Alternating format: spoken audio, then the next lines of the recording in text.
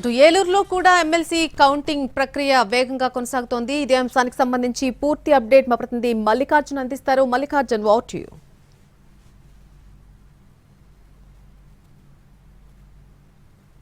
జిల్లాల graduate MLC counting ప్రక్రియ ప్రశాంతమైనటువంటి వాతావరణంలో కొనసాగుతుంది. ఏలూరు సిఆర్ఆర్ ఇంజనీరింగ్ కళాశాలలో ఉదయం 8 గంటల నుంచి కూడా ఈ కౌంటింగ్ ప్రక్రియ అనేది సజావుగా సాగుతోంది. ఇప్పటికీ ఈ కౌంటింగ్ ప్రక్రియకి సంబంధించి 6వ రౌండ్కి సంబంధించినటువంటి ఓట్ల లెక్కింపుకు అవసరమైనటువంటి ఈ పోలింగ్ బ్యాలెట్లన్నింటినీ కూడా కట్టలు కడుతున్నటువంటి పరిస్థితి. ఇప్పటికీ పోస్టల్ బ్యాలెట్ ఏదైతే ఉందో 431 ఓట్లకు గాను 243 ఓట్లు పోలయ్యాయి. అందులో 42 ఓట్లు ఇన్వాలిడ్గా ఉన్నాయి. మిగిలిన 201 ఓట్లను 4 కట్టలుగా కట్టి వాటిని కౌంటింగ్కి సిద్ధం చేశారు. అదే తరహాలో మిగిలినటువంటి ఓట్లు ఏవైతే ఉన్నాయో 2,18,904 ఓట్లలో చెల్లుబాటు అయ్యేటటువంటి ఓట్లు, అలాగే చెల్లుబాటు కానటువంటి ఓట్లను విడదీసి వాటిని చెల్లుబాటు అయ్యేటటువంటి ఓట్లను 50 ఓట్ల చొప్పున కట్టలు కట్టేటటువంటి ప్రక్రియ అయితే కొనసాగుతోంది. ఈ ప్రక్రియ అంతా కూడా సజావుగా నిర్వహించేందుకు 3 షిఫ్ట్లలో మొత్తం 700 మంది పోలింగ్ కౌంటింగ్ సిబ్బంది పనిచేస్తూ ఉన్నారు. అలాగే 6 డిఎస్పీలు, 6 సిఐల పర్యవేక్షణలో మొత్తం 160 మంది పోలీసులు ఇక్కడ పహారా కాస్తూ రక్షణ కల్పిస్తున్నటువంటి పరిస్థితి.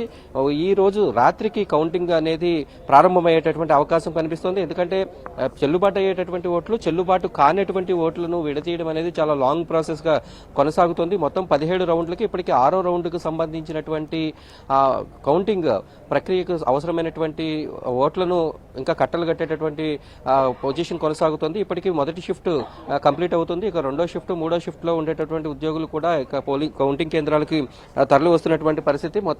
మొత్తానికి ఈ కౌంటింగ్ అవసరమైనటువంటి వ్యాలిడ్ ఓట్లన్నింటినీ గుర్తించి వాటిని కట్టలు కట్టి వాటిని కౌంటింగ్ ప్రక్రియకు సిద్ధం చేయడానికి ఈ రోజు రాత్రి సమయం అయితే అవుతుంది.